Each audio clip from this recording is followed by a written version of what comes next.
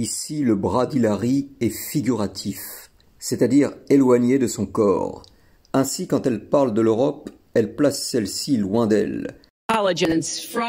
Juste après, elle évoque le Moyen-Orient, qu'elle place non seulement loin d'elle, avec le bras éloigné du corps, mais sur sa droite, donc hors de ses repères culturels.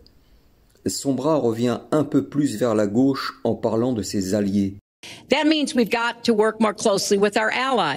Elle se sent donc plus proche de ces derniers que du monde moyen-oriental.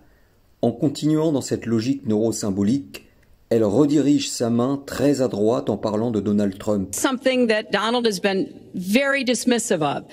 On peut donc aisément en conclure qu'elle ne le porte pas dans son cœur. Quand elle parle du Moyen-Orient et de Donald, sa main disparaît même du champ de la caméra. Enfin, elle parle de l'organisation du NATO. Sa main revient nettement sur la gauche. Par comparaison, sa main est plus à gauche quand elle évoque le mot NATO qu'à tous les autres moments. Dans cette suite de mots évoqués, sa main, selon où elle se place, est donc un curseur très précis de ce qu'elle aime et de ce qu'elle aime moins, de ce qu'elle considère comme faisant partie de ses repères culturels et de ce qu'elle considère comme n'en faisant pas partie. Observez lorsqu'elle dit les musulmans à l'étranger et les musulmans dans notre pays. Une fois de plus, elle place les musulmans à l'étranger très à droite et les musulmans chez nous en Amérique plus à gauche.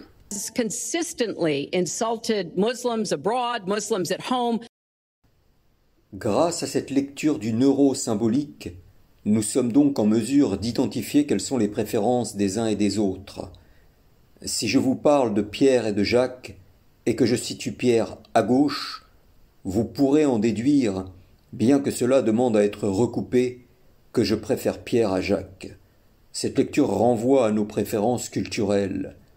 Trump et Hillary ne dérogent pas à cette règle.